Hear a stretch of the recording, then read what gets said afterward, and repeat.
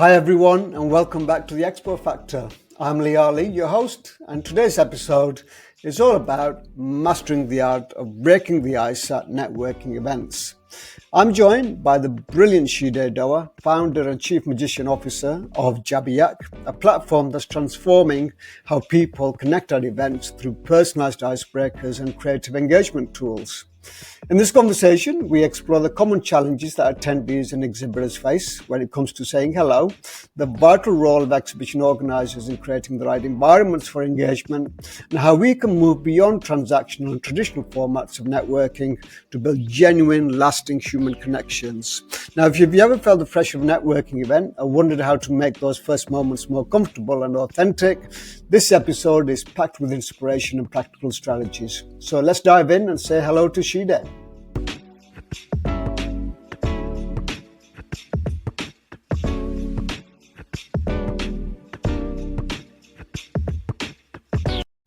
Hi Shideh, welcome to the Expo Factor. It's great to have you. Hi Lee, thanks for having me today. I'm excited. Excellent. So today we're going to be talking about icebreaking at events. How do you effectively start a conversation with someone that you meet at an exhibition, at a networking event? And I'm delighted that you're joining me because you have such a fantastic tool that you use to help people break the ice. We'll talk more about that. But first of all, tell me, what's the story behind Jabberyak? Yeah, so my former business partner was on a vacation with our family. She was on a cruise. And day 5 of the cruise, they still hadn't met people. They hadn't really made connections with other people on vacation. And it was kind of confining and lonely to be isolating just the family. And one day her son was wearing a t-shirt from the university he goes to. And this older gentleman walked up and started talking to him. It was like, oh, my grandson goes there. And 35 minutes later, they had the amazing conversation.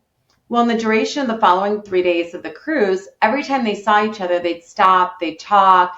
Oh, what excursion did you do today? How was it? What did you do? And they'd sit and chit chat. And so when she came back, she's like, what can we do to really spark conversation, to get people engaged? So initially it was talking about doing this at like a Club Med or Carnival Cruise Line. Yeah. But then we both, and our husbands too, are all in healthcare, and we go to these large conferences. We're like, God, this would be great at conferences to really engage people. Like, how many times do you walk into a networking event and it's a bar, a queue for a bar, standing around in a large room, and everyone's looking at their phones because it's awkward. You don't know how to walk up to someone. You don't know how to talk.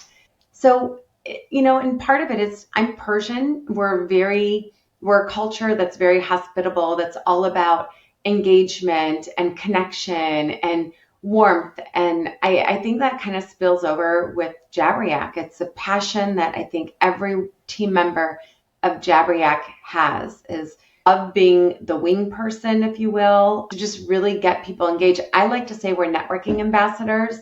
But yeah, it's a passion that's kind of turned into work. I don't really want to say it's a job. I don't necessarily see it as that. But you went to an event. You were sharing with me the event you went to this evening before this podcast, and how great it would be if we had something like Jabberyak there, right? Absolutely, yeah. I mean, when I go to networking events, and again, I said that I did a LinkedIn post earlier, but networking events and exhibitions on a mental and a physical level are so draining, right? Because you have to put so much time and effort and energy into getting out of your comfort zone, especially if you're an introvert, okay? Yeah. And you have to muster up that courage to talk to someone. And if you have that sense of, of fear of rejection, then you're not going to start that conversation that easily, okay? So it is mentally and physically such a big challenge to actually take that first step and say hello to someone. So I went to this event, and first of all, I had a really bad registration experience. They couldn't find my badge. And then I looked around and I thought, I looked around and I thought, who do I actually talk to? Who looks like they want to be approached from a complete stranger, okay? And then at the same time, obviously, I have all this pressure of my work at the office, and I've got deadlines to meet because obviously we work in events, and uh, people don't move those deadlines, right? So an event happens at a certain day, at a certain time, and as an event supplier, you have to make sure that you deliver, right? So I just thought my time is going to be better spent today just going back to the office and getting all the shit done, right? Rather Yeah. than, just, try to force myself to talk to people, okay, who may Yeah. or may not have something in common with me. Of course, I'm exaggerating that a little bit because uh, I do know how to network, how to approach people, and all of that. But Right. how true is it that when attendees go to events, how much pressure are they actually under to stop thinking about work, back in the office?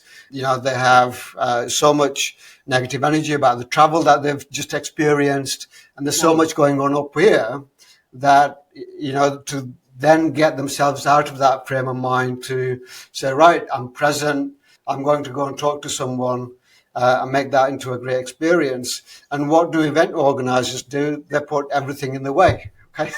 It's So, so true.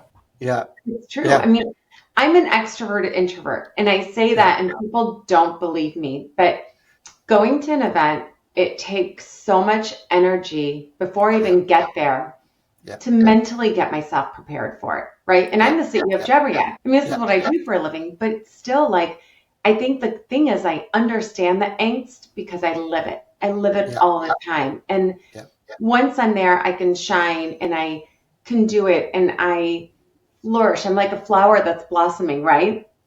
But then when I'm done, and even up until like I get right in front of my hotel room door, yeah, the minute I open the door and go in, that's when I feel like it's like this deep sigh, is like, yeah, and then I need to recharge. I need a mental neuro recharging to get myself ready for the next event or the next day. And yeah, especially when there isn't that yeah, thing that helps me, that crutch, that icebreaker, the something.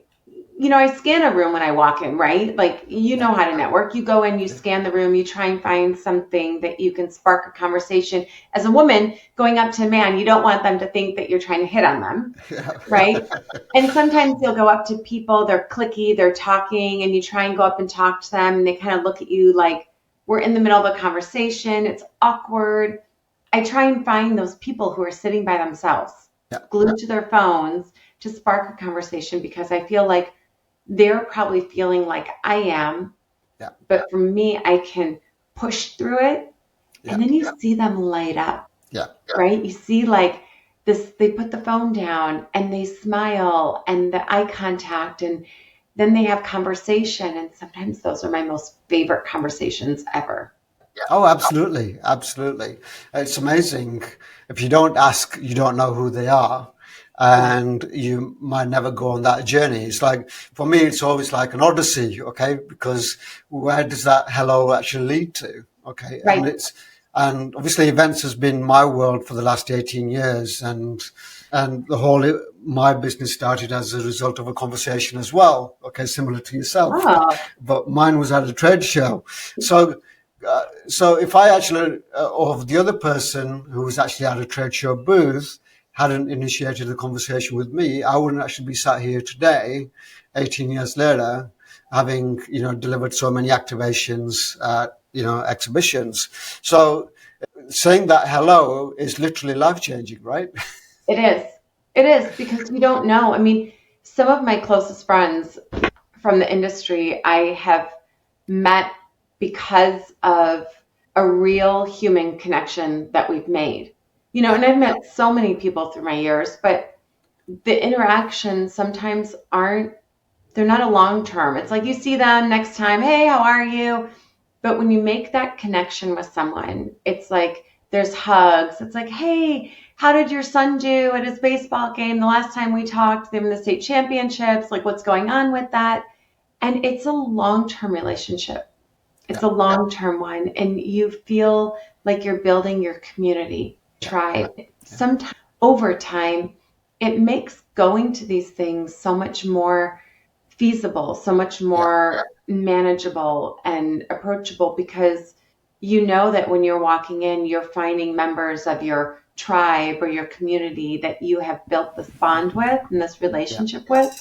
And it's important. I mean, for me, I like finding my people. Like, this is me. This is Yeah.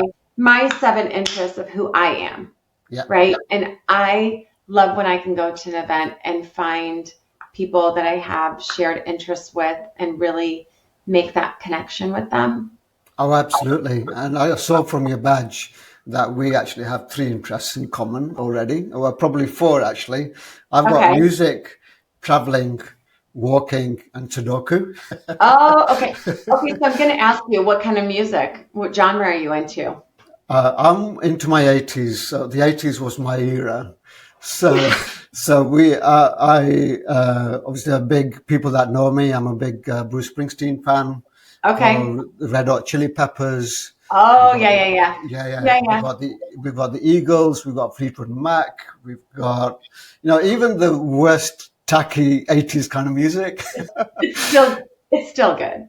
It Although I'm is. not, some of it, yeah, some of it is, but the most part, I don't think there's anything that I poo-poo.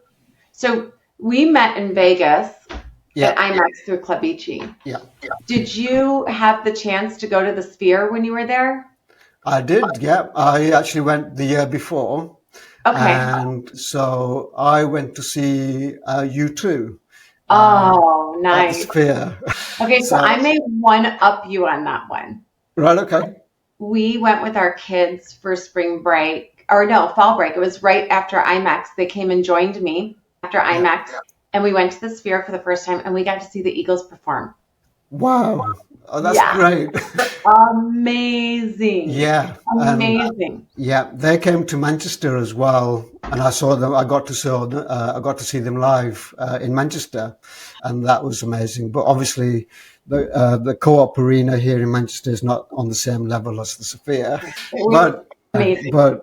the U2 concert was probably the best one that I've ever been to, and yeah, I'm going. I'm actually going to see the boss, see Bruce.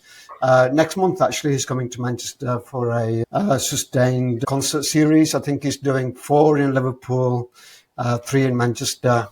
And that'll be like my 30th time of seeing him. So, Oh my God, that is going to be amazing.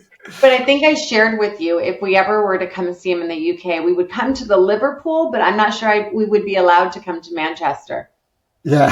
With our kids being all Liverpool fans, I'm not sure we're allowed Yeah. into Manchester. Yeah, I think, I was actually having second thoughts about inviting you on with your family being such Liverpool fans. Well, and then I told you that my business partner was a Man City fan, and you were like, oh, that's not good Oh, either. this is like just the worst thing ever. Yeah, It's like the worst absolutely. trifecta possible, Yeah, absolutely. So this is what we've just been through, right? How we right? actually felt about talking about our personal interests. Whereas if we get pitch slapped, okay, you talk to someone, okay, and they go straight into a sales pitch. So, for example, at a trade show, what typically happens, you're walking by many booths, a rep comes up and says, something like, have you thought about XYZ? It could be like security software, it could be, anything, widgets, whatever. Okay. And they Right. lead with a sales pitch. And what do we do as attendees? We actually switch off, right? Accordingly, we put a barrier up. Yeah. So another great example is when we go shopping and the retail assistant comes up to us and says, oh, how can I help you today? And what do? You immediately clam up and say, no, I'm just looking. I'm just looking. Yeah. Just Leave me browsing. alone. Yeah, just browsing.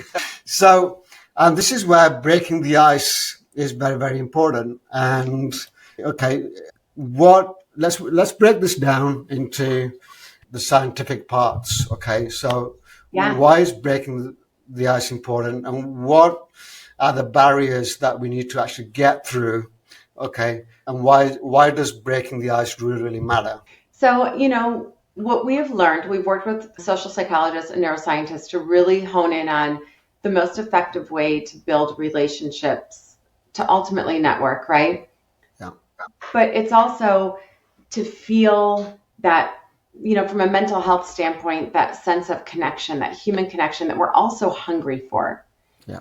In the past, everything's always been transactional. We look at networking as transactional. What we're trying to do is shift that mindset and say it shouldn't be transactional. Yeah. We should break the ice to build a relationship, build a connection, because the foundation of any relationship, whether it's personal or business, is built on a personal factor, right? So 7 is the magical number in the world of networking. If you're able to find a connection with a person to really build on that and have some organic human conversation. I mean, we go to expos all the time, and I will tell you, like, I don't jump into a sales pitch. I cringe when that's what I see people do, because are you just looking at that person as a dollar sign, is trying to figure out what the ROI is on that conversation? Because believe me, they feel it and they see it. Yeah. But you need to see people. Yeah. They need to be seen. They need to be heard. It's not just, I know at the end of the day, it comes down to companies are investing money, sending their teams to these expos, to these conferences, and I get that. Yeah. But we have a responsibility, I think, to make people feel, if you make someone feel human and just go with the flow, if you have a good product and you build that trust with someone, you will sell it to them. Yeah. Oh, but absolutely. If you just focused on selling, then as I always say to my customers, there's two elements at an event. Okay, so let's talk about exhibitions. Yeah. So we have the exhibitors. Okay, they get sold on the idea from the organizers that they can meet lots and lots of people who want their products and services. Okay, lead generation. Yeah, lead generation.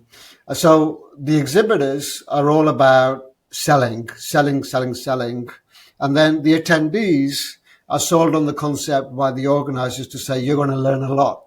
Okay. You come to the conference, you're going to find new solutions and so on. And there's a mismatch. Okay. So the exhibitors want to sell and the attendees want to learn. Okay. And no wonder there's no engagement going on, because attendees are going there to learn. Of course, they're doing some research and things like that. But when they actually walk past a booth and they get hit with a sales pitch, okay, they're automatically going to switch off. So taking that approach of being more human, one thing that I always advise my customer to, and it's kind of, for me, has always been like counterintuitive to be telling exhibitors not to sell. Okay, but to connect.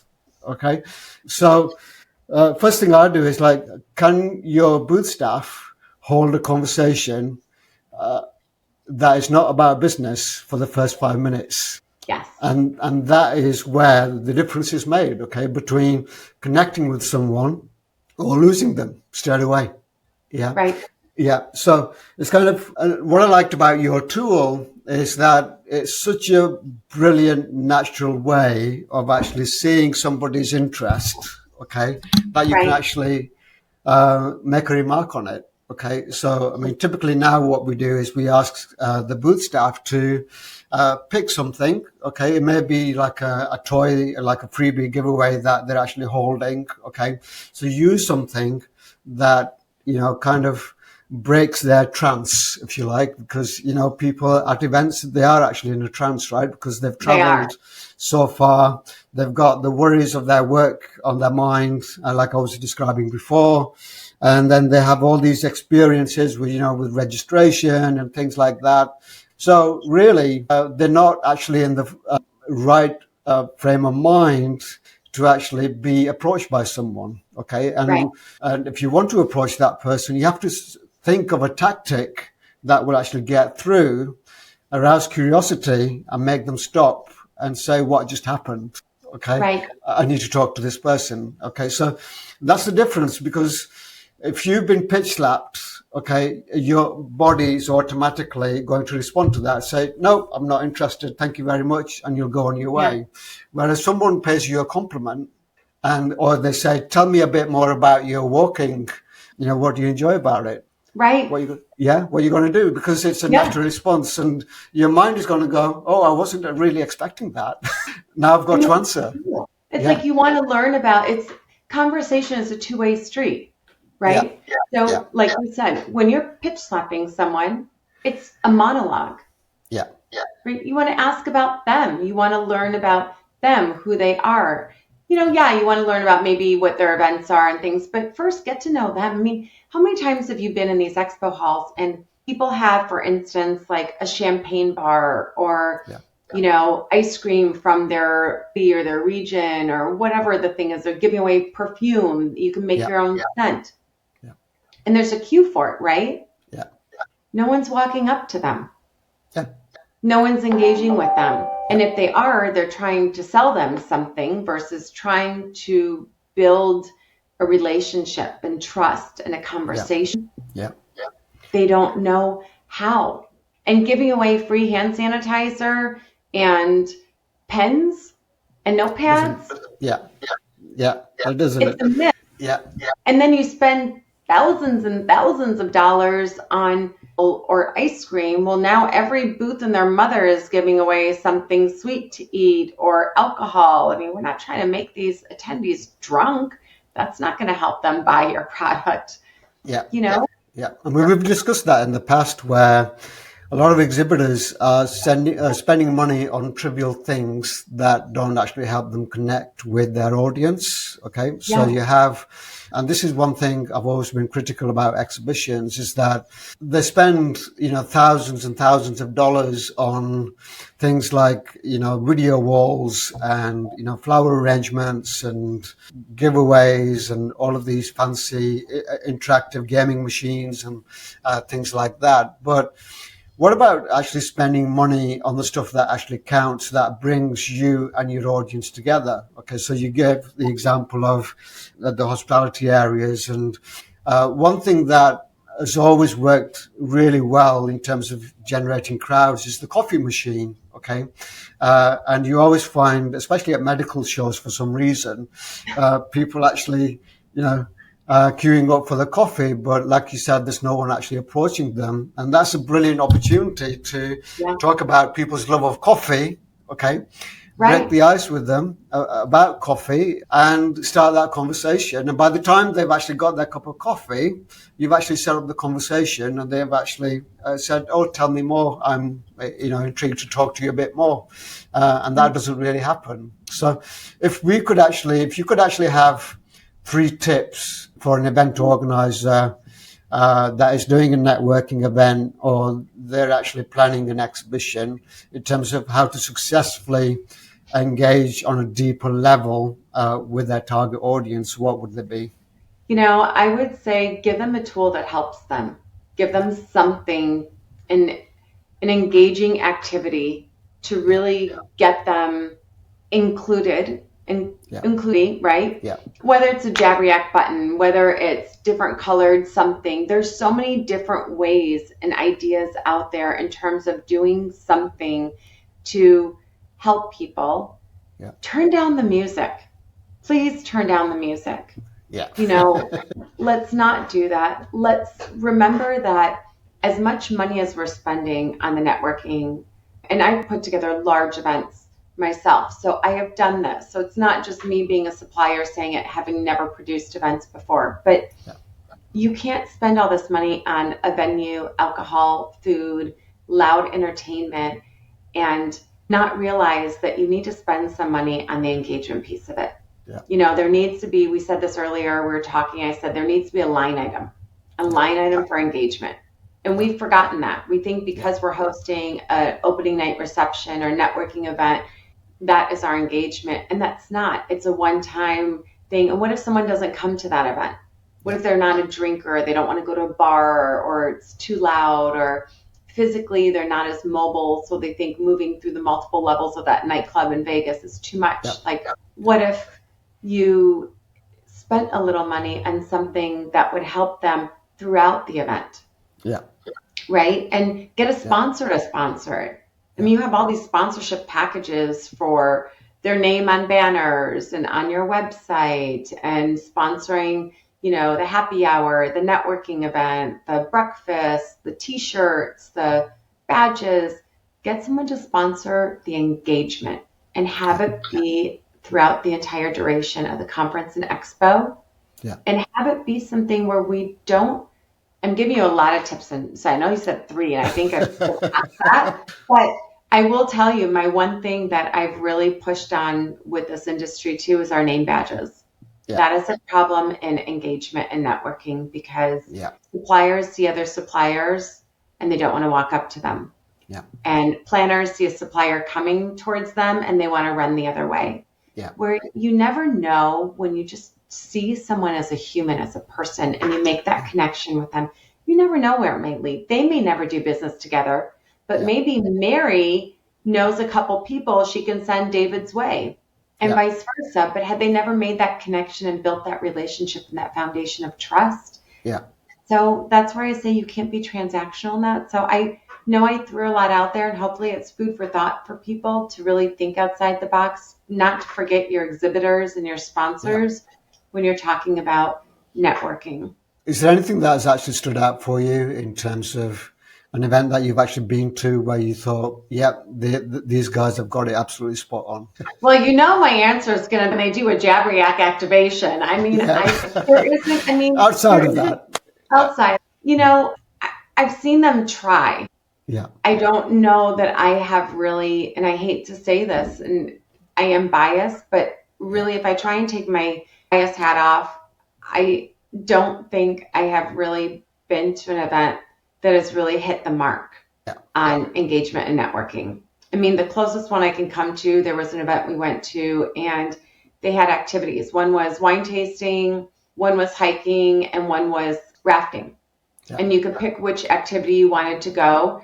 And we did bond, and but you still had to find that conversation in those things. And what if none of those 3 things really suited your interest? I mean, luckily for me, all 3 of them fit me well. So I had a hard time picking, but I don't think we're still seeing the people. We're connecting people based on topics they want to learn or industries that they're from. And again, it's all work related.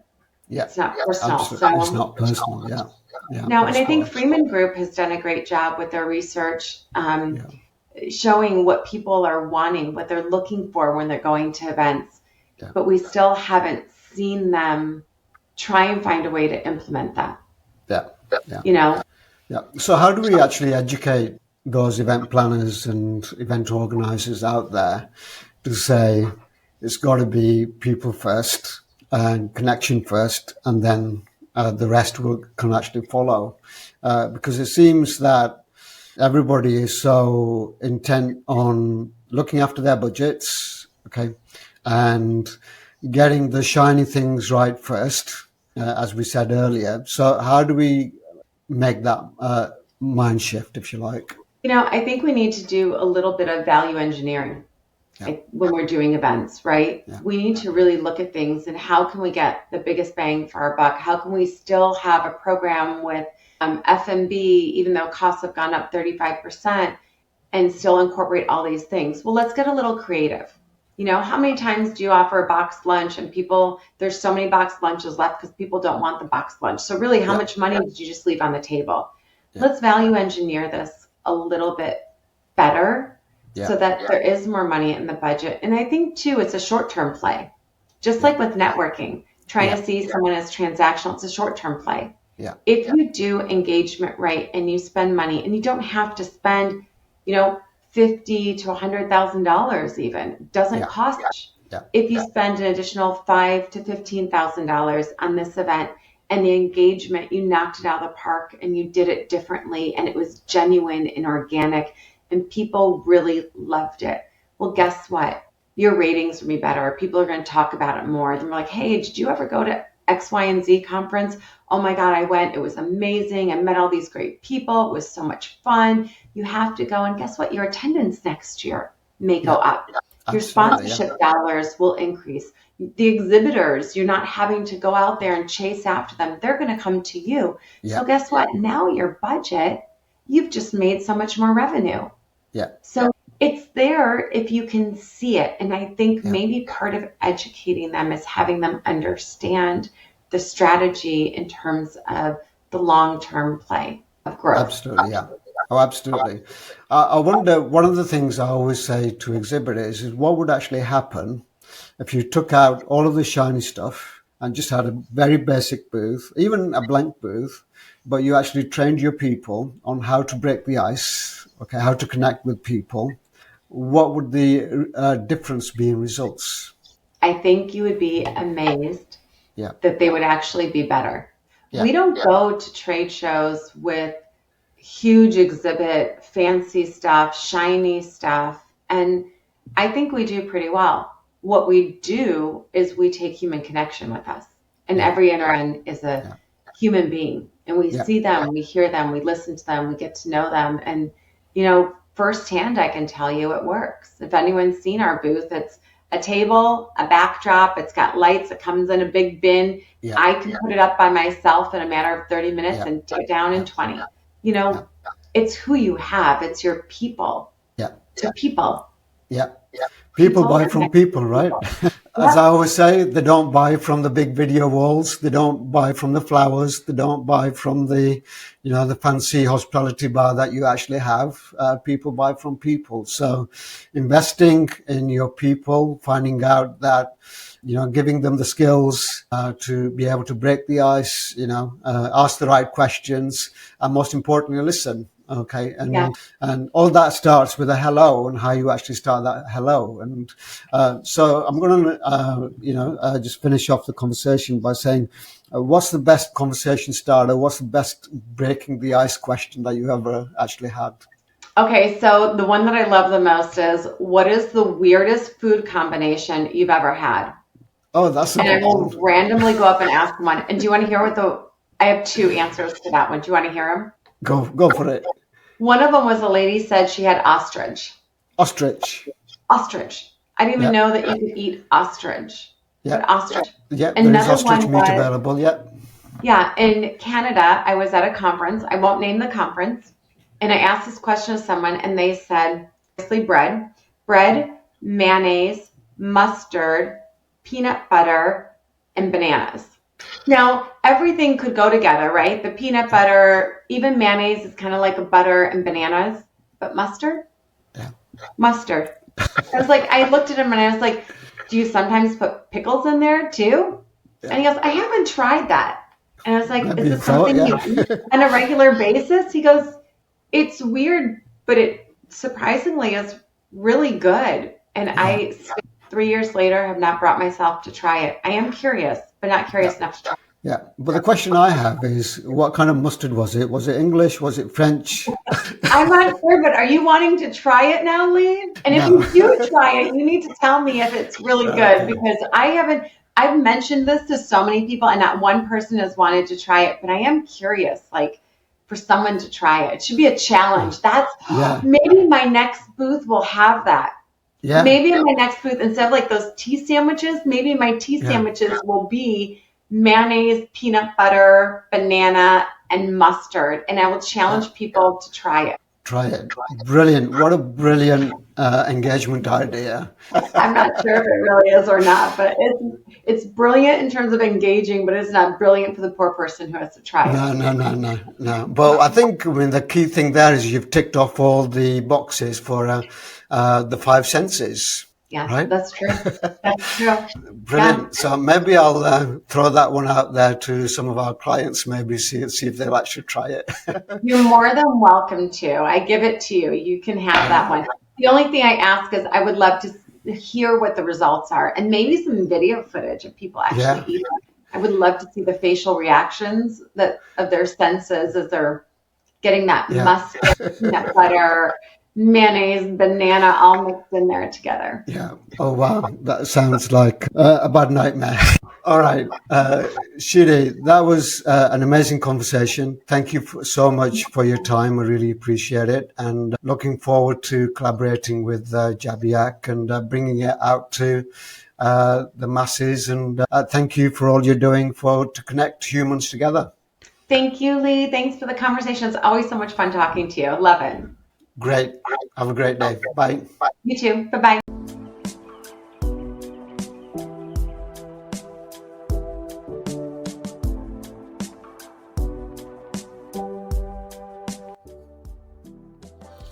And that's a wrap on today's episode of the Expo Factor. A massive thank you again to the brilliant Shideh Doerr for reminding us that networking doesn't have to feel like a bad first date.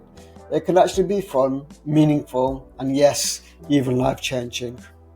So from me, here are some key takeaways from the conversation. Number 1, breaking the ice on a personal level is always critical. So don't lead with, what do you do?